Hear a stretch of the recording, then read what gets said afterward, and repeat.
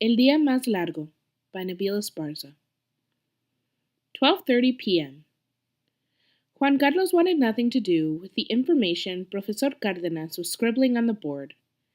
Instead of pretending to look at the dusted smudges parading around as numbers sprawled around the board, he collected fragments of the room. Juan Carlos committed the pink paint-chipped walls and the way the grimy cement floors married together around the edges of the room to his memory. He had never really thought about how bare the room was. It was nothing more than those bare pink chipped walls and fragile old desks. The only vibrant object in the room was the proud red, white, and green flag that hid away in the corner next to Professor Cárdenas' desk, near the front of the classroom. As he stared at Amelia's trencitas, he imagined pulling on them. But he would never want to hurt Amelia. She had worn the same braided pigtails to school every day since Juan Carlos had known her. She had always been very sweet to him. He didn't understand why, but he wanted to protect her, to keep her safe from it all.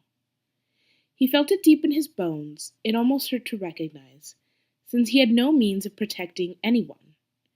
Juan Carlos knew he was too chiquito. Juan Carlos was the smallest boy in their class. Amelia had caught Juan Carlos sobbing behind the bushes at the edge of the courtyard, shortly after his papa stopped coming home.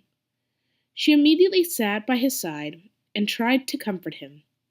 She attempted to assure Juan Carlos everything would be okay, and that at the very least, he still had his mamá.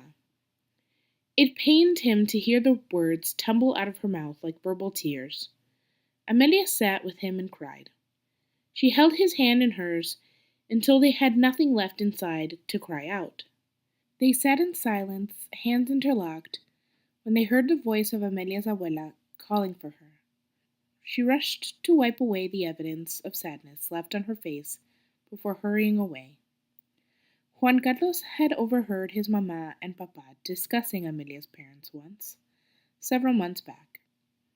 Amelia had come from a very poor family, and when she was born, her parents could not afford to care for her. Her mother had worked several odd jobs, including selling roses from their garden out of a bucket at different stoplights around the city. Her father worked as a handyman, fixing small household issues in the wealthiest area of the city, although he had never been paid very well due to his lack of formal certification. After the rent went up in their vecindad, they could no longer afford to live there and moved in with Amelia's abuela. Her parents made the difficult decision to leave Amelia with her abuela when she was only a couple months old. They wanted to provide Amelia with a better life and felt that crossing the border in search for more opportunities was their last and only resort. Amelia's parents had borrowed money from several family friends around the neighborhood, including Juan Carlos's parents, to pay a coyote to help them cross the border. They had been struggling for so long that they could barely afford to feed Amelia anymore. Her mother had to stop giving her pecho because she was not strong enough and was not eating enough to produce enough milk to feed her. They had to start feeding Amelia formula and could no longer afford to keep up with how much she was eating. When Amelia got sick from not eating the necessary amounts of formula, her parents knew they had to leave. At that moment, they knew they had to do whatever it took to care for their pequeñita. But her parents never made it across the border. A couple weeks after they left, no one had heard from them, and Amelia's abuela had begun to worry. She had begun to run out of diapers, medicine, and formula for Amelia. Juan Carlos's parents helped Amelia's abuela while she found a suitable job for Viejita. Her abuela had just retired the year before Amelia was born and was struggling to find a job at her age. It wasn't until a week after Amelia's abuela started her new job at La Zapateria, helping people with their shoe selections, that they received the long-awaited phone call about Amelia's parents. Juan Carlos and Amelia were too small to remember the ordeal. Amelia's abuela had just arrived home with Amelia when the phone began to ring. The Policía Fronteriza de Coahuila called asking her to travel to their precinct in Piedras Negras to identify two bodies found deep in the harsh desert terrain near the border, whom they believed to be her daughter and her son-in-law. After the 3-day trip, there and back, it had been confirmed. Amelia's parents were dead. The police had discovered a group of men passing themselves off as coyotes, offering poor families a discounted rate to help them cross the border, and then abandoning them in the middle of the desert with no food or water. Amelia's parents had gone in search for a better life for her, and had found their deaths instead. 1 o'clock p.m. Juan Carlos watched the clock intently. After Professor Cárdenas finished writing, they were instructed to make 2 lines along the opposite sides of the room to go up and fill in the correct answers to the equations smudged on the chalkboard. Juan Carlos tried to make sense of the chaotic numbers sequenced on the board as he stood in line. He had far too much on his mind to worry about the collection of scattered numbers. Both lines moved slow. Juan Carlos began to feel drained after staring at the clock for so long. He just wanted to go home. He wanted to hug his mama, and he wanted his papa to walk through their front door. He allowed his mind to wander for a moment into the possibility of going home to something so wonderful. 1:14 p.m. As he placed the end of the chalk against the board, the building began trembling underneath their feet. Juan Carlos closed his eyes and immediately began to pray, the way his mama had shown him to when he was afraid. He could hear her voice clear as day, telling him to stay calm and pray. If he had not known that was impossible, he would have guessed she was right by his side. Mama always knew just what to say when he was paralyzed with fear. Joaquin had been on the way home to join La Familia for las Posadas at their tia Rita's house. He had stopped at that tiendita near El Centro to buy a fresh bag of assorted firecrackers and some matches for the celebration. The darkness had settled over Villa de Animas, filling the air with a cool breeze that stung when it tickled their faces. Juan Carlos remembered his older primos and tios rushing through the house, carrying Joaquin's limp body in an old dirty tarp. They had managed to arrive just in time to put out the fire that had begun to spread down Joaquin's leg. The friction of his skinny jeans rubbed against the firecrackers, initiating hell and heat against his childish flesh. Juan Carlos remembered sitting on Mama's lap as the men rushed through the living room in anguish.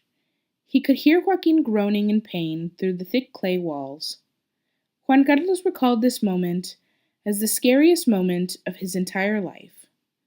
He had never seen so much pain and distress on the faces of his familia.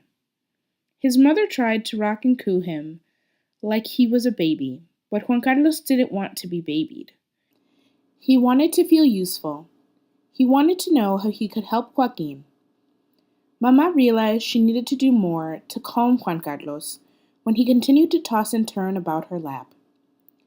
She handed him her rosary and began to explain the prayer sequence for each section of purple beads. Then she explained each prayer to him line by line. There was nothing more soothing to Juan Carlos than the sound of his mother's voice. She was his entire world. Juan Carlos could not imagine having a better mother than his own. She was the only thing he had, and he was the only thing she had, since his papa had gone missing. The first few days after he didn't come home, when Juan Carlos would cry out for his papa, she would sing to him.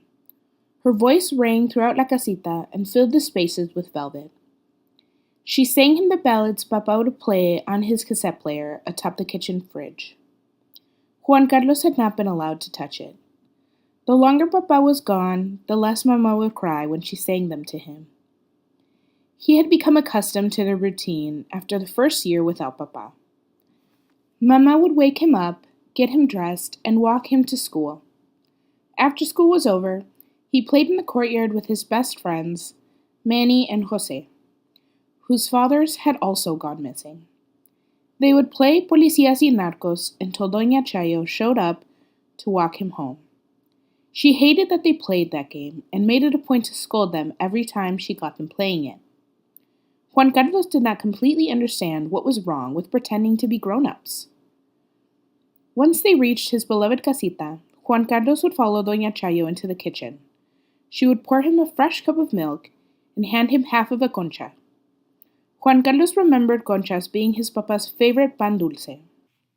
Once he finished his after-school snack, Juan Carlos would run into the living room and watch cartoons as Doña Chayo bustled about the kitchen preparing dinner. While he tried to concentrate on the brightly colored figures moving about the television screen, he could hear her clanking pots and pans as she searched for the right ones. The way the water from the faucet pitter-pattered about the frijoles as she washed them, and the swishing noise the spoon would make as it danced around the pan when she made arroz. Doña Chaya was like his grandma. She was Mama's guardian angel, Juan Carlos often thought. Juan Carlos did not know a life without Doña Chayo. She was the most beautiful viejita he knew. She was gentle, like his mama. Her hair flowed down her back into the single neatest braid Juan Carlos had ever seen. Not one hair was ever out of place. He imagined her hair would have looked something like Amelia's when she was younger, darker than the sky at night and glossier than the ribbon of his papa's cassette tapes. She was covered in waves of wrinkles and walked like she was carefully carrying a planet back into orbit. Doña Chayo was one of Juan Carlos' dearest friends. She was the keeper of his secrets. Often Doña Chayo was the only one he felt he could trust with his truths. She knew how much it hurt him not to have his papa. She knew that he was sad his mama was always away from home. He knew she was working multiple jobs to keep food on the table and to pay for their home, but it still hurt him not to have her home. Often, he would lock himself in his room and cry.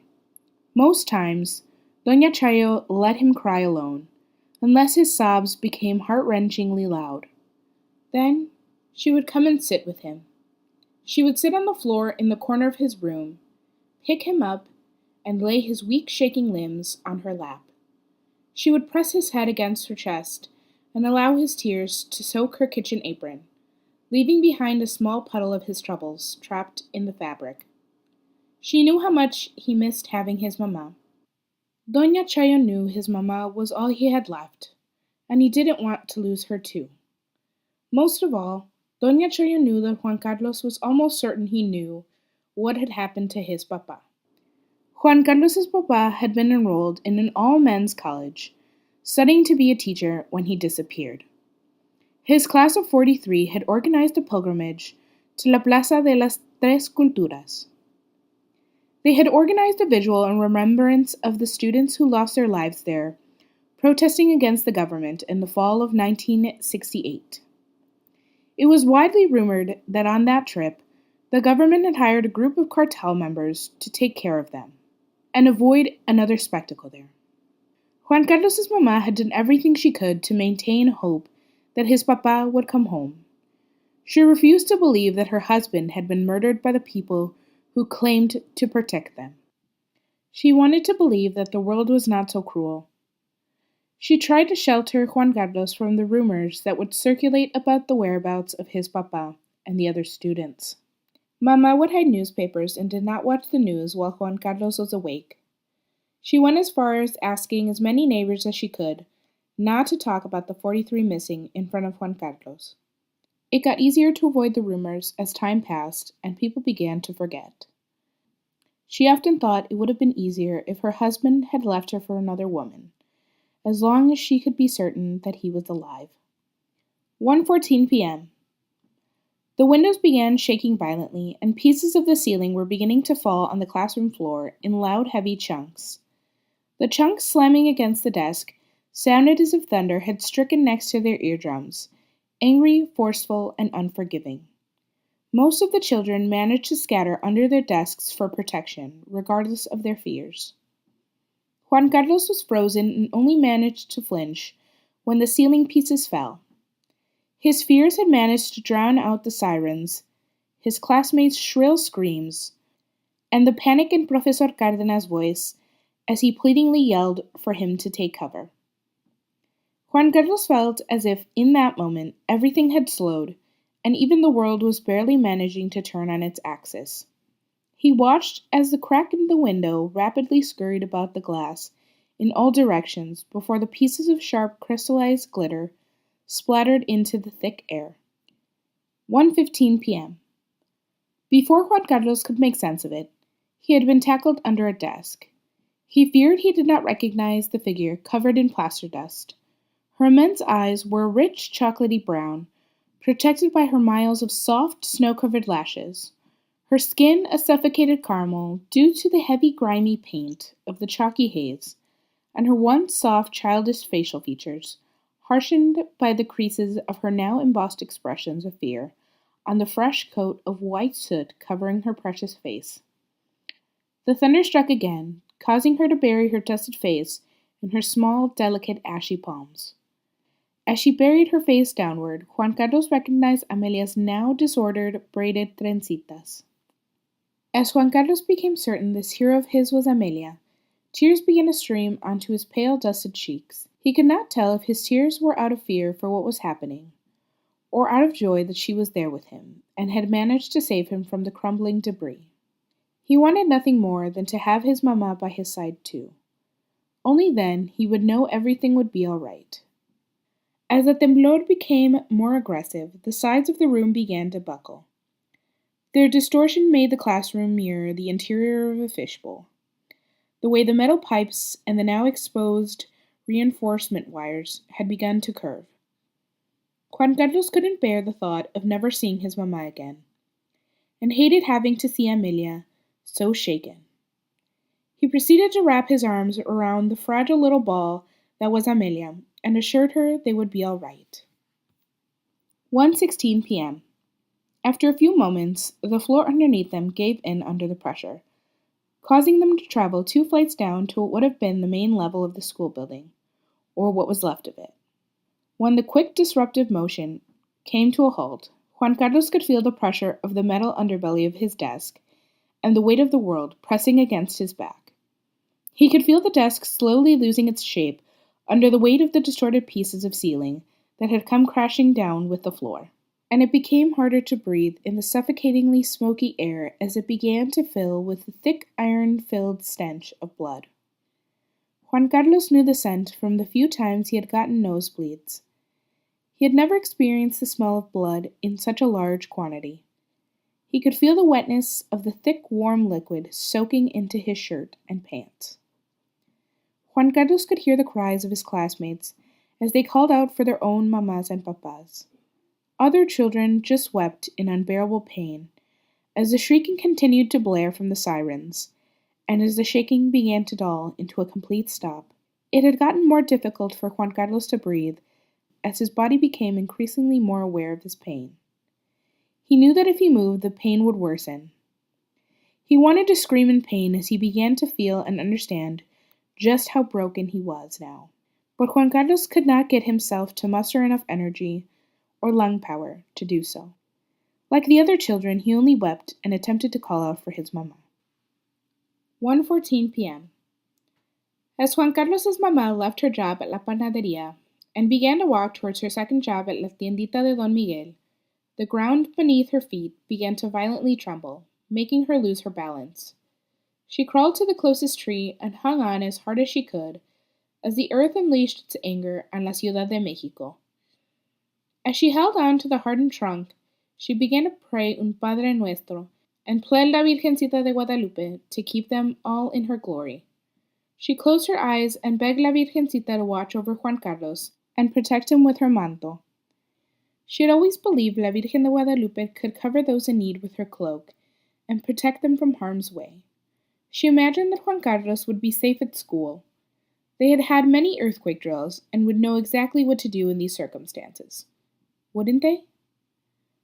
1:15 p.m. His mamma braced herself as the ground continued to eagerly vibrate. Her heart and her mind slowly began to lose their calm as the seconds of vibrating earth continued. His mamma thought about his papa. Where could he be right now? Would he be safe? If he was actually alive, would he make it out of this earthquake?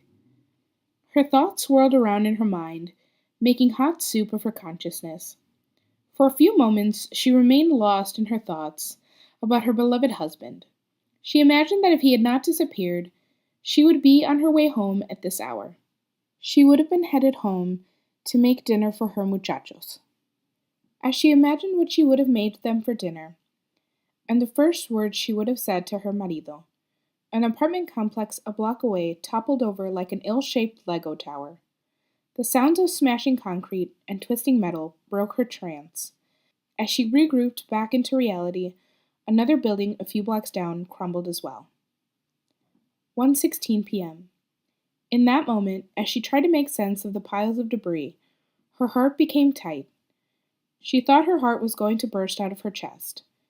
His mamá no longer believed Juan Carlos was safe. She was afraid for her pequeñito.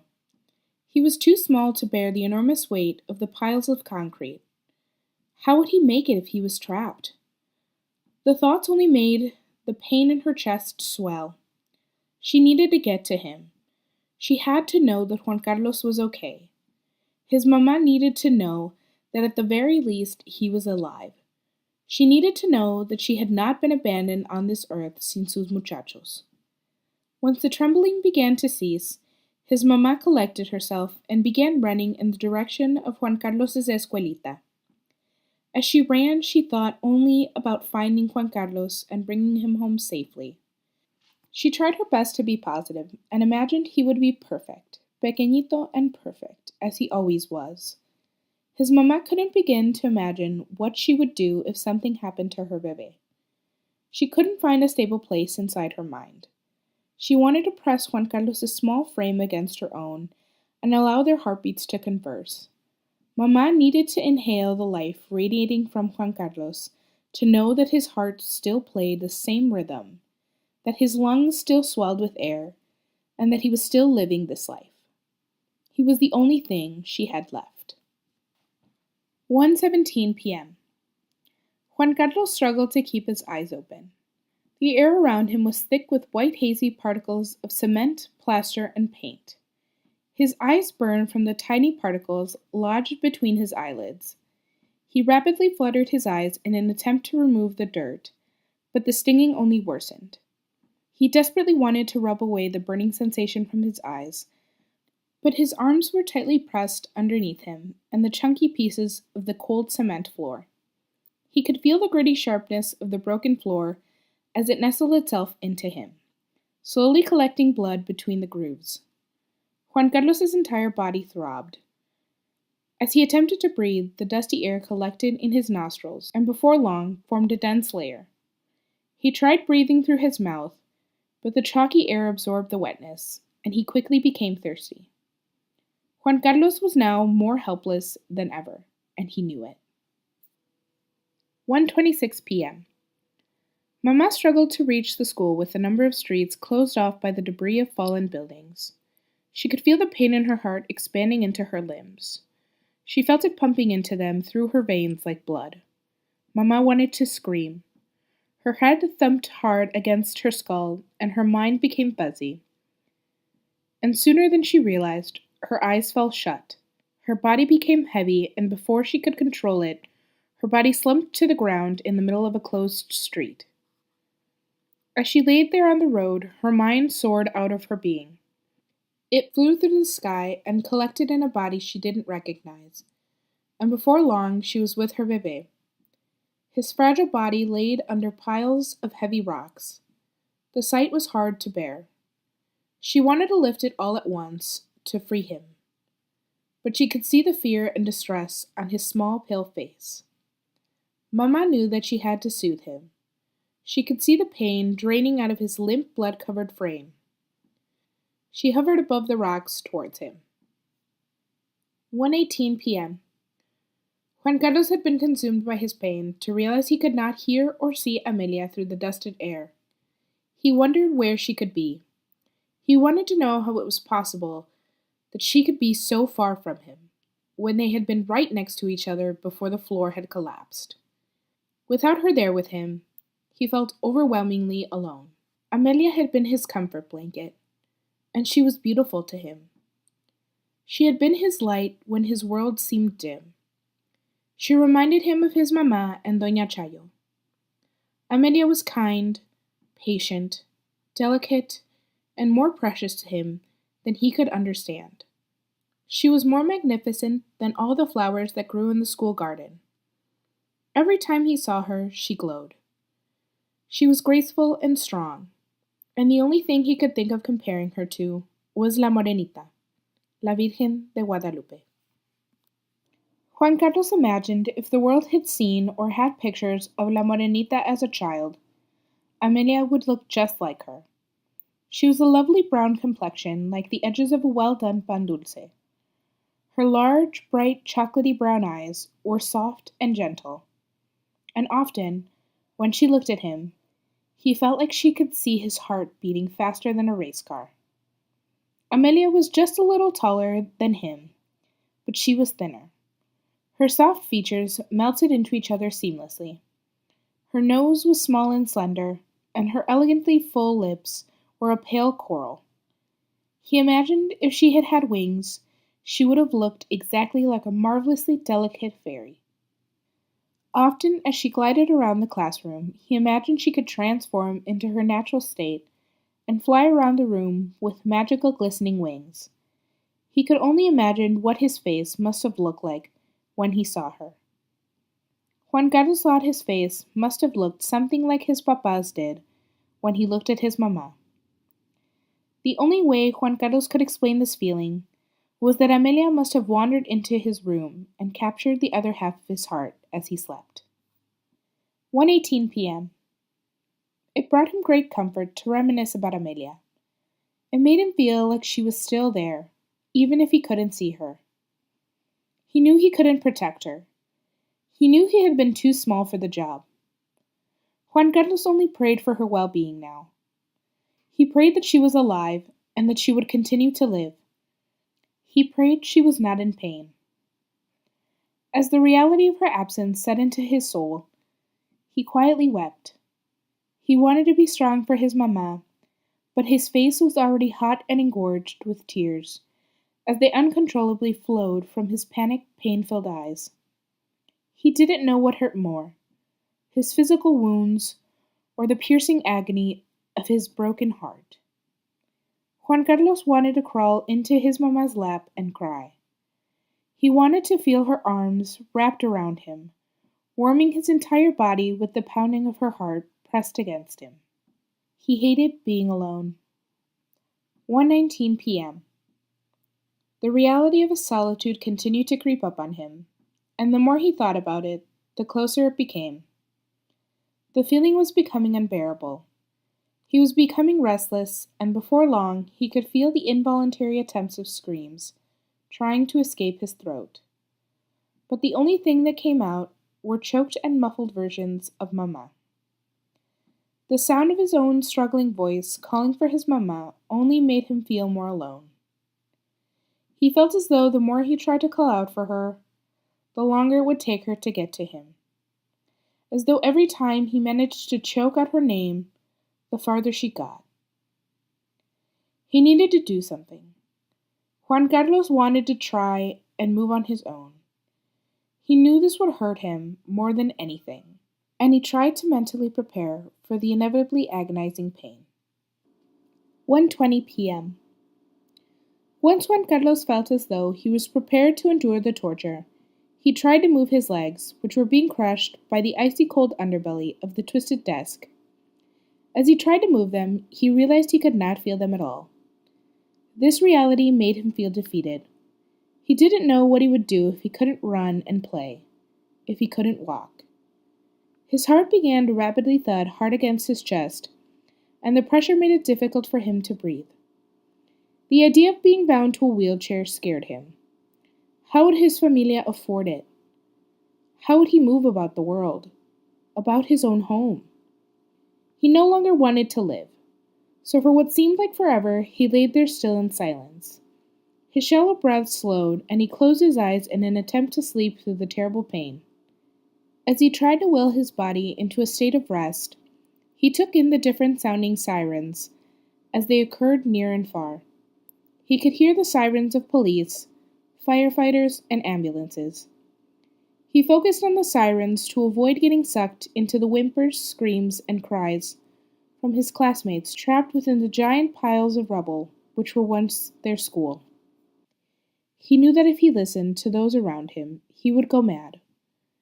Juan Carlos was absolutely sure if he allowed himself to listen, He would hear the voices of his longtime friends, Manny and Jose.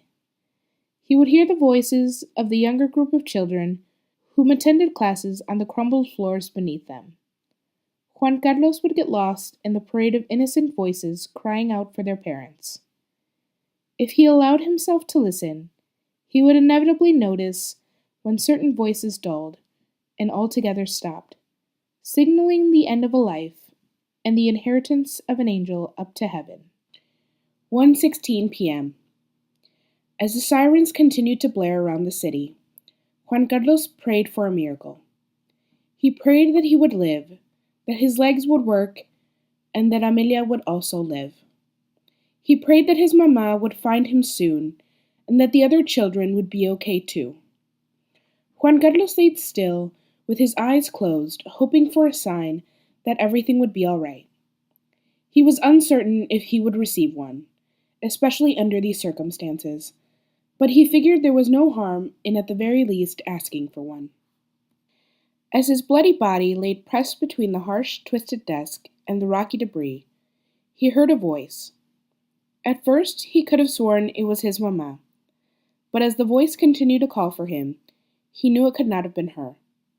He thought for a split second it could have been a distorted version of Amelia's voice, but he quickly realized it could not have been the voice of a little girl. He slowly opened his eyes and attempted to move his head in the direction of the voice calling for him. As he turned his face, he saw the figure of a woman standing atop the pile of bloodied rocks and white dust. She kneeled next to Juan Carlos, took his face in her silky, delicate hands, and kissed him on the forehead. La mujer. Hola, Juan Carlos. Veo que tienes miedo, y yo estoy aquí para cuidarte, para que no estés solo. Juan Carlos, quietly, with great difficulty. Disculpe, señora. ¿Usted sabe dónde está mi mamá? La mujer. Tu mamá está bien, Juan Carlos. No te preocupes. Yo estoy aquí para llevarte a casa. Me ha mandado tu papá. Estoy segura que no me has visto en persona, pero me conoces bien, y yo a ti. Tú eres hijo del Señor, y yo su humilde servidora. Y yo te sacaré de aquí. Te cubriré con mi manto y nos iremos a casa. As the woman finished speaking, she softly kissed Juan Carlos on the forehead once more, and then she rose. She was like the other women in his life, beautiful and strong. She was gentle. She wore her hair in a single long braid that laid against her back, perfectly crafted without one hair out of place. Her soft features melted together like Amelia's. Her skin was a silky caramel brown, and her voice was melodic like his mama. He could not see where she was anymore, but he knew she was still there, because she began to hum.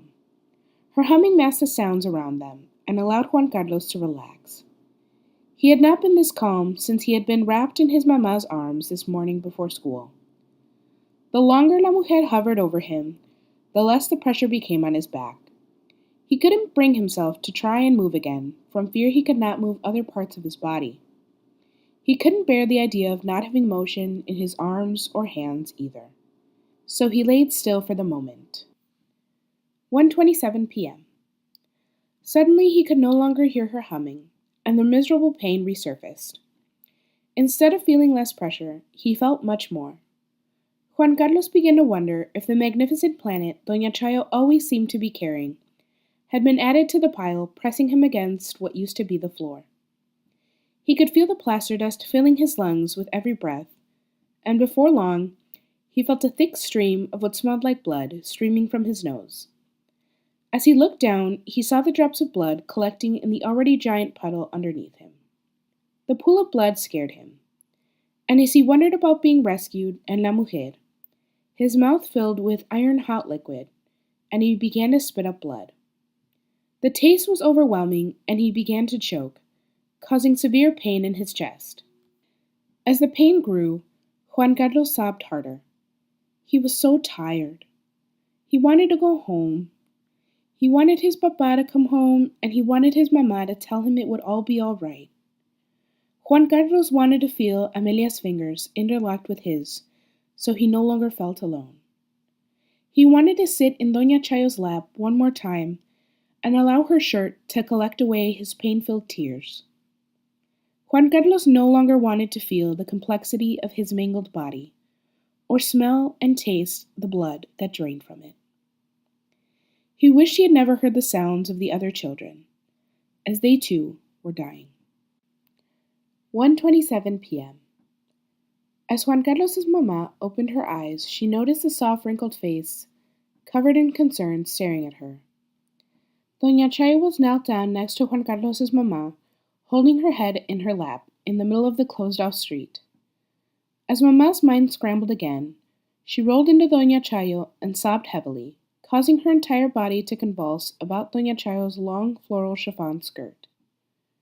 Her fearful tears tenderly soaked puddles into the fabric, exposing the layer of cotton underneath the now wet thin layer of fabric on top. Doña Chayo wrapped her stocky arms around Mama's shoulders and placed her head atop Mama's. Together they wept for their city, and feared for Juan Carlos. Doña Chayo ran her fingers through the loose dark brown curls that sprung out of Mama's head as she continued to cry. Doña Chayo had found great comfort in Juan Carlos's mamá after her hija Socorro had been kidnapped and murdered by the cartel. Socorro and Mamá had been great friends growing up. She had even been Mama's maid of honor at her wedding to Juan Carlos's papá. Mamá and Doña Chayo had leaned on each other for several years after Socorro's death, especially since Socorro had been Doña Chayo's only bebé. Shortly after Doña Chayo lost her husband to pneumonia, Juan Carlos was born. Mamá and Papa's parents lived in Zacatecas and were not around to help them with Juan Carlos when they had to go back to work. Doña Chayo had been more than happy to hold a bebé in her arms again, and gladly offered to help Juan Carlos's parents care for him. When Juan Carlos was more pequeño, Doña Chayo would stare into his big baby eyes and would imagine he was her daughter, or her daughter's bebé. She had always hoped that she would be a grandma one day, and it pained her that she would not be. Mamá had known that although Doña Chayo loved caring for Juan Carlos, it also brought her a great sadness.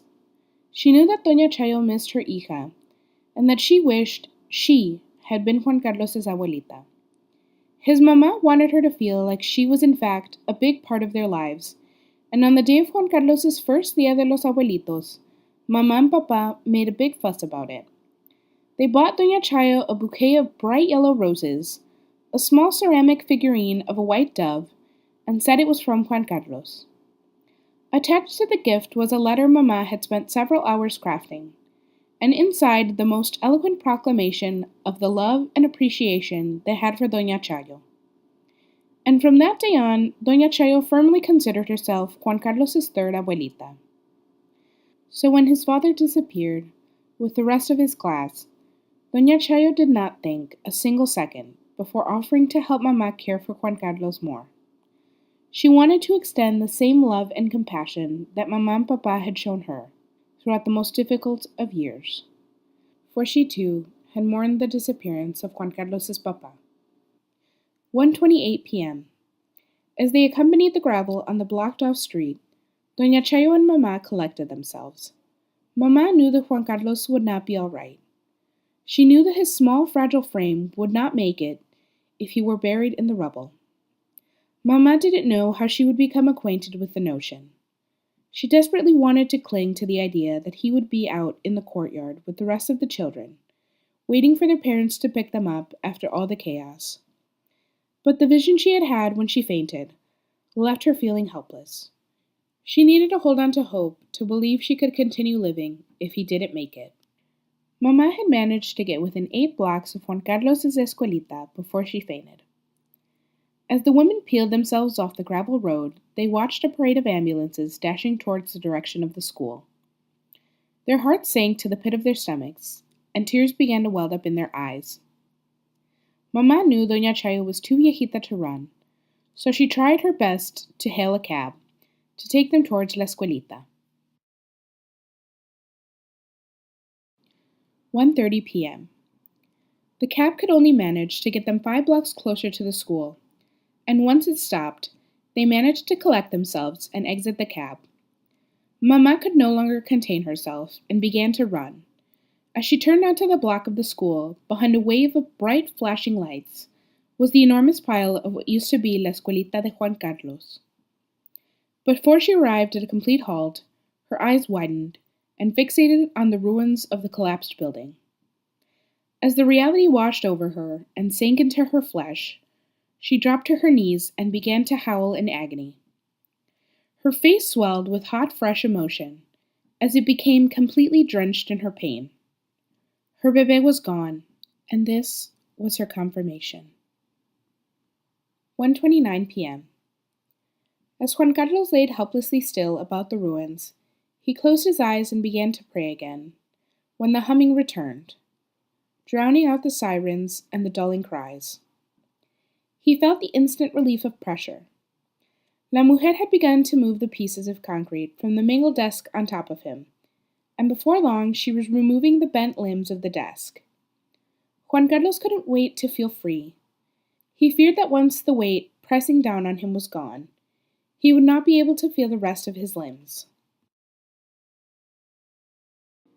Finally, La Mujer peels off the twisted underbelly of the desk, which had been relentlessly pressing down on Juan Carlos's back. As the belly was lifted off of him, his lungs reverted back to their normal size, and he could feel the entirety of his limbs, including his legs, feet, and toes. But Juan Carlos still feared movement. He feared the implacable pain, and although he could feel the extent of his stems, he did not move. La Mujer smiled and giggled at his stillness. She leaned down next to Juan Carlos and asked him to take her hand. He turned his head in her direction, and with terror and curiosity beaming from his big, soft brown eyes, he gently shook his head no. La Mujer kneeled down at his side, took his face in her hands once again, and told him it would all be all right. Then she kissed him on the forehead. Her voice was smooth and creamy, decadently sweet, like Mama's flan. Juan Carlos couldn't help but trust her words, so he took a deep breath and gently began to wiggle, trying to free a single hand, which he could place in hers. As he freed his slender branch from the pressures of his torso, he placed his tiny hand in her silky palm. La Mujer gently tugged on his arm, and he was free. Juan Carlos no longer felt the immense pain of his gashing lesions. The color flushed back into his face. His cheeks were once again glowing with the slightest dusting of blush pink, and Juan Carlos' velvety childish skin was again the color of cajeta. As he rose from the pile of crumbled concrete, he noticed his wounds had healed, and he did not smell or taste the pungency of blood. His eyes became fixated on the ground where he once laid, still, slowly being flattened by the weight of his misfortunes. And there, atop the grimy blocks of busted cement, where the blood had begun to collect, was a pile of vibrant crimson roses.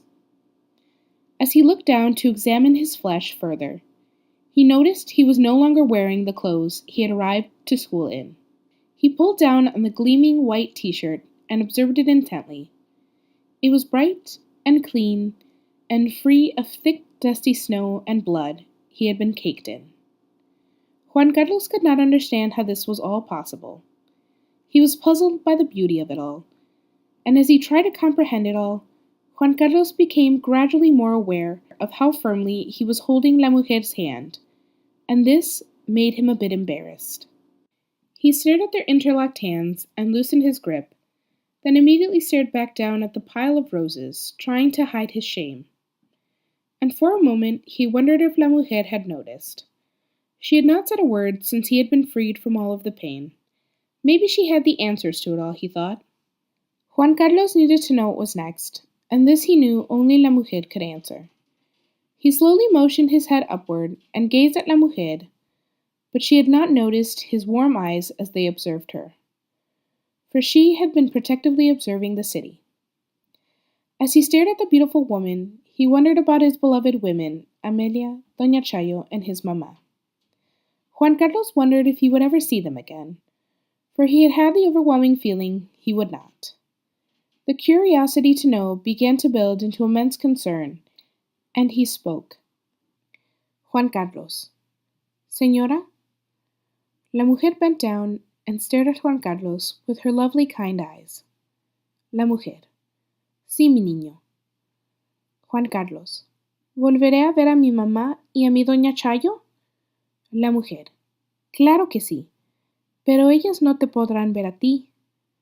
Juan Carlos. ¿Y mi Amelia? ¿Ella está aquí con usted? La mujer.